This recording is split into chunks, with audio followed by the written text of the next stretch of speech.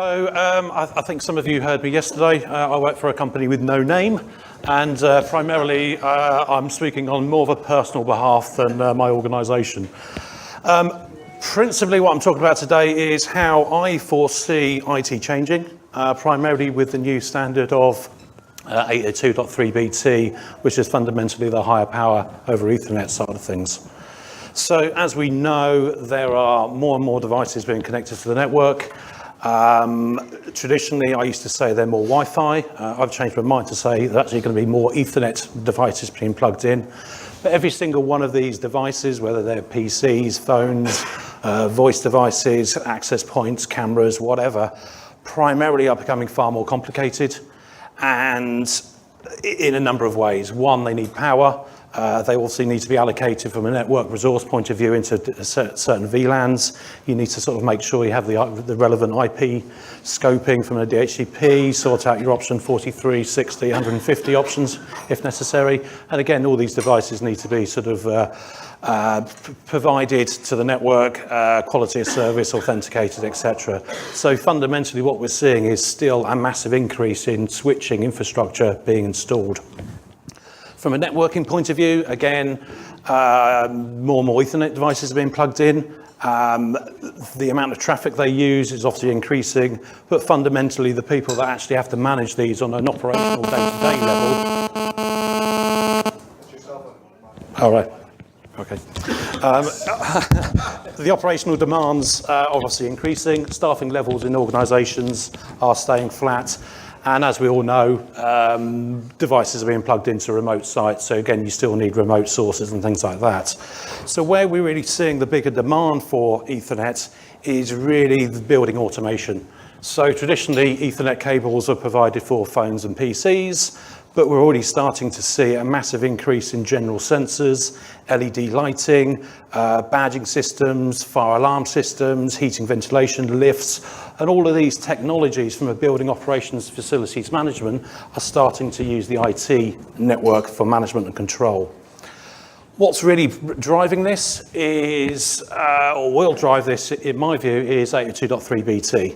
So as we're all probably aware, the first standard was the 3AF. They provided sort of 15 watts from the power source. Then it moved up to 3AT, which is pretty much where we are now. And for the vast majority of us, that's pretty much enough. So it provides enough power for our access points and our security cameras. But there is a massive demand now for higher power requirements.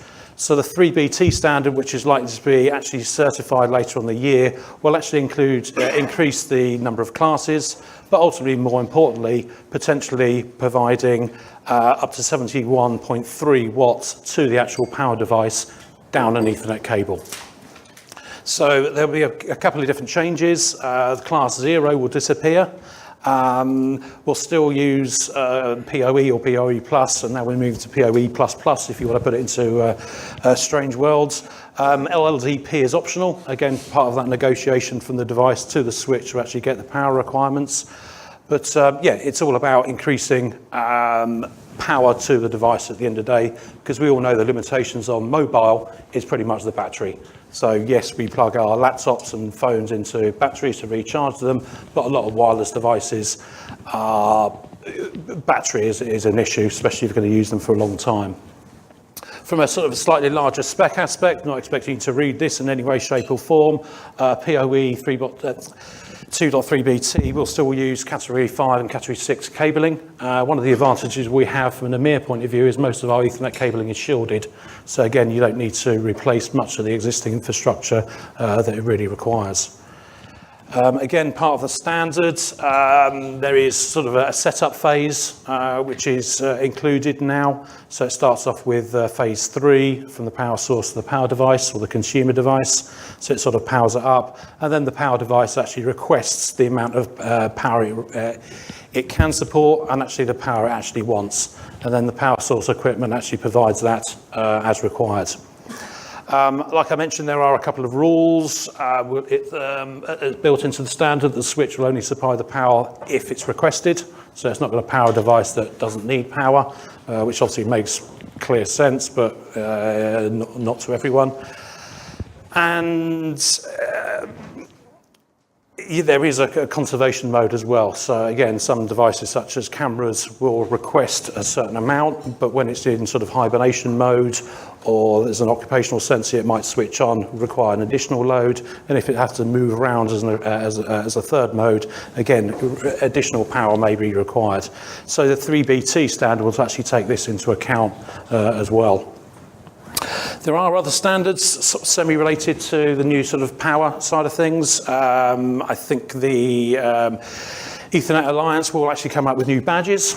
So you can see sort of badge 1, badge 4 as an example. This indicates the type of class the devices actually use. So again, you can look at an access point as an example and see really what type of class you actually need for the power.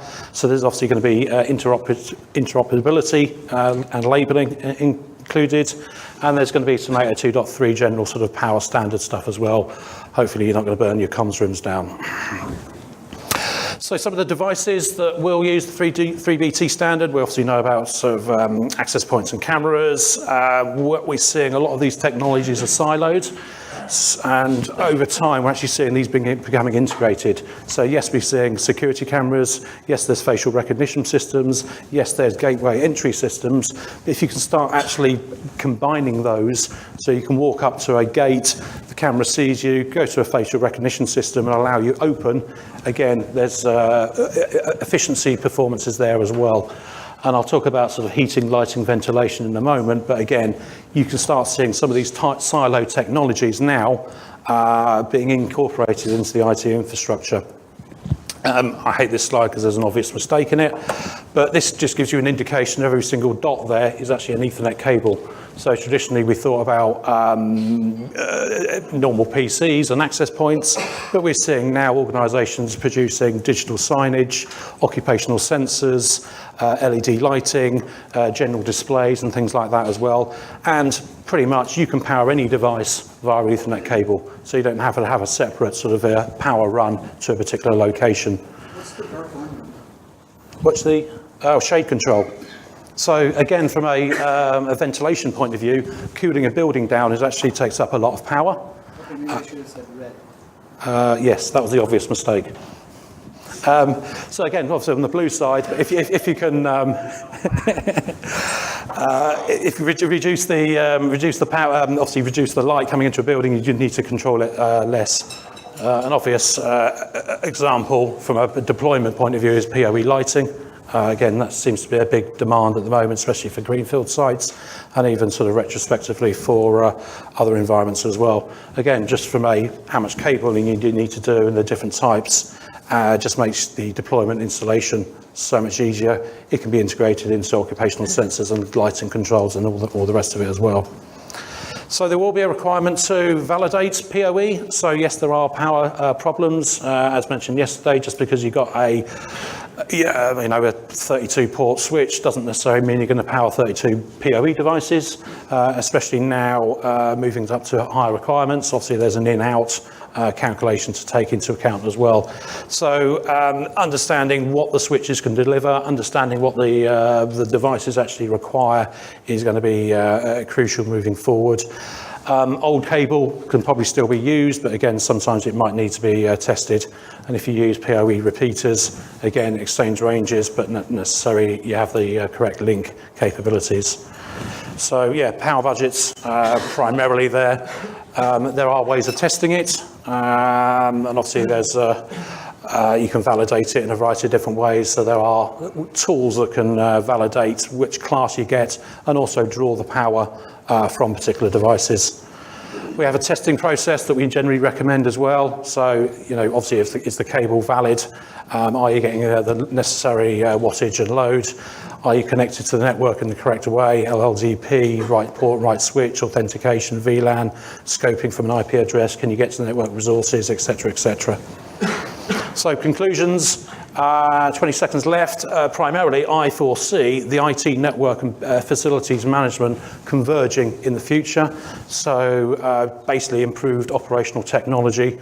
So you can integrate, obviously, the traditional LAN data type of requirements or Wi-Fi LAN data into more of a business moving forward.